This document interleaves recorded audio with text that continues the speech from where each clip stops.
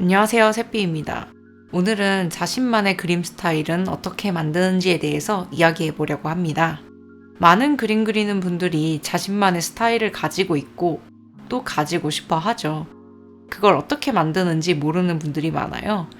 우선 들어가기에 앞서서 꼭 하고 싶은 말이 두 가지가 있는데, 첫 번째는 기본기가 너무 부족하면은 스타일 연구는 아무리 해도 소용이 없습니다. 기본기가 너무 부족해서 내가 원하는 느낌을 낼 수가 없으면은 그게 무슨 소용이 있겠어요? 아무 소용이 없겠죠? 예를 들어서 막 재질 묘사가 돋보이는 그림을 그리고 싶어요.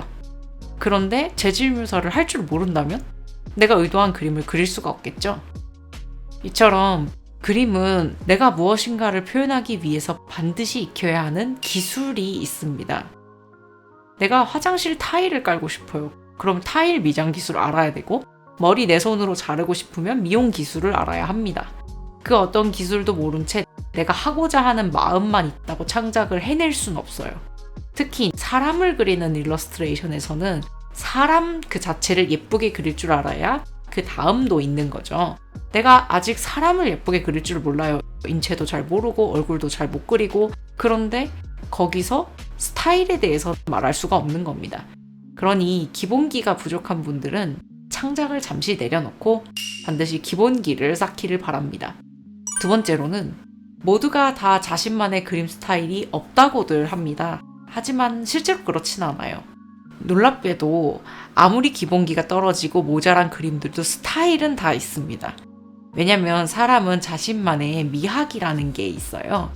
미학이라고 표현을 하니까 대단히 어려운 말처럼 들리는데, 이걸 아주 쉽게 풀어서 말하면 내가 좋아하는 요소입니다. 예를 들어서 나는 눈 큰 그림을 좋아해요. 아니면 눈이 현실 사이즈인 게 좋아요? 더 나아가서 코 표현은 어떻게 하는 게 좋나요? 이빨은 그리는 게 좋아요? 속눈썹은 많이 그리는 게 좋으세요? 등등 자신이 좋아하는 굉장히 사소한 요소들이 분명히 있을 겁니다. 이런 게 이제 모이고 모여서 그림이 돼요. 예를 들어서 제 그림을 잠깐 보면은, 저는 역캐 그릴 때도 아래 속눈썹을 그리지만 남캐도 그립니다. 분명 안 그릴 수도 있었어요. 그런데 그렸죠. 눈 크기를 더 크게도 그릴 수 있었고 작게도 할 수 있었는데 딱 요런 사이즈로 그리고요. 영상을 보는 분들 중에선 제 그림이 취향인 분들도 있겠지만은, 딱히 취향이 아니지만 다른 볼거리가 있어서 보시는 분들도 있을 거예요. 혹은 진짜 사소한 부분, 난 아래 속눈썹 그리는 건 안 좋아하는데 새빛님은 그렸네? 같은 부분이 있을 수도 있죠. 다른 분들은 어떨지 몰라도 전 아래 속눈썹 안 그리는 취향이라는 게 존재하지 않아요. 모든 그림에 당연히 아래 속눈썹을 그리고 그걸 굳이 왜 안 그리지? 라는 생각을 하는 거죠. 이런 걸 미학이라고 해요. 사소한 나의 선택. 그러니까 실은 모두가 다 자신만의 그런 사소한 선택들이 있는데 그걸 이제 미학이라고 부르는 거죠. 그런데 내겐 너무나 당연한 선택이라서 본인만 잘 모르는 거예요. 그림을 그릴 때 얼마나 많은 아래 속눈썹과 같은 선택을 하겠어요. 정말 무수히 많겠죠. 단순히 그리냐 마냐의 선택지가 아니라 피부색이 붉은 톤이 더 좋을까요? 노란 톤이 더 좋을까요? 이런 그 안에서 수백 가지 미묘한 다른 선택지가 갈리는 질문들도 있어요. 이런 가능성을 싹 다 따져보면은 나의 그림과 남의 그림은 절대 완전히 같게 보일 수는 없는 겁니다. 그렇기 때문에 스타일이 없는 게 아니라 단순히 덜 다듬어진 것일 뿐이에요. 그럼 어떻게 다듬어 나가야 할까요? 혹은 이제 막 그림 공부를 시작해서 내 그림 스타일을 잘 모를 때는 어떻게 해야 할까요? 첫 번째, 내가 무엇을 좋아하는지 알아나가야 합니다. 스타일이란 내가 좋아하는 요소에서부터 시작을 합니다. 내가 무엇을 좋아하는지 알아야 하죠. 나는 어떻게 인물 표현하는 게 좋나요? 눈이 큰 게 좋나요? 아니면 작은 게 좋나요? 아니면 속눈썹 한 올 한 올을 그리는 게 좋나요? 아니면 데포르메를 좀 많이 넣어서 그리고 싶나요? 내 그림은 전체적인 색감이 따뜻한 게 좋나요? 차가운 게 좋나요? 채도가 높은 그림이 좋아요? 아니면 낮은 그림이 좋아요? 그 외에도 여러 가지 있을 수 있겠죠. 아주 사소한데 내가 이거보단 조금 더 선호하고 하고 싶은 표현이 분명 있을 겁니다. 그런 것들을 찾아 나가야 해요. 내가 좋아하는 것을 찾을 때 팁을 드리자면, 내가 과거에 좋아했던 매체들을 잘 생각해 보시면 좋아요. 예를 들어서 전 어렸을 때부터 DC 코믹스 좋아했었어요. 배트맨, 슈퍼맨 이런 히어로물 좋아하고 액션물 좋아하다 보니까 캐주얼 그림보다는 좀 반실사, 실사 그림에 좀 더 관심을 가지게 됐어요. 내가 좋아했던 영화, 만화, 애니메이션 이런 것들 등등을 돌아보면서 그게 나에게 어떤 영향을 끼쳤는지 생각해 보시면 좀 더 좋을 것 같아요. 두 번째, 타인의 그림과 트렌디한 그림을 많이 봐야 합니다. 그림체는 엄연히 유행이라는 게 존재합니다. 캐주얼 그림체도 연도별로 굉장히 달라요. 그림은 계속 타인의 영향을 받아서 발전을 하는 것이니까요. 그러한 그림의 트렌드, 혹은 새로운 기법, 유행 등등을 잘 알아야 합니다. 트렌디한 그림을 잘 모르게 되면 쉽사리 올드한 그림이 되고, 그림을 아무리 잘 그렸다 하더라도 올드한 그림은 사람들이 크게 반길 수 없게 만듭니다.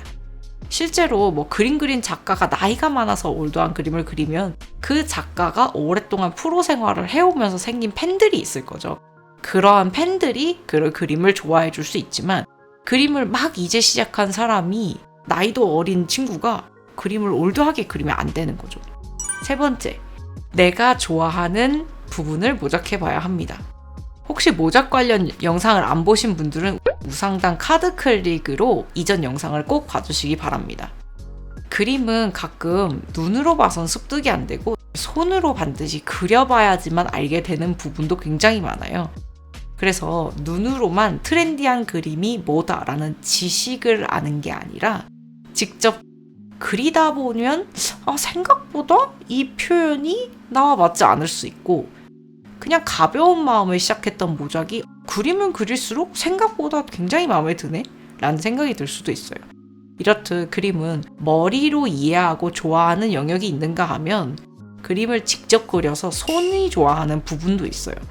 굉장히 오랫동안 캐주얼 그림체로 그렸기 때문에 그에 대한 이해도가 절로 높아져서 머리로는 반실사체를 좋아해도 손은 캐주얼을 더 잘하는 경우도 있고요.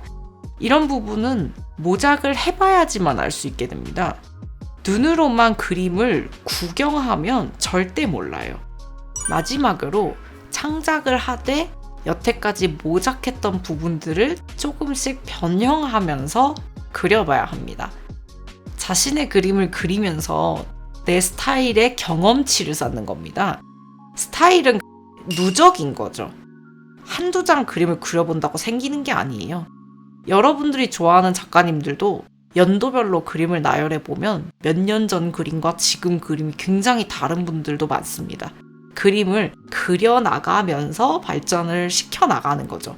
마치 게임 캐릭터 경험치 쌓듯이 이렇게 천천히 그림을 계속 그려나가면서 경험치 쌓고 레벨업하고, 레벨업하면서 우연히 얻은 더 무기 좋은 거 장착하고 새 스킬 해금하면서 더 다듬어지는 거예요. 저 또한 이제 연도별로 그림이 계속 바뀌고 있고 앞으로도 그럴 예정입니다.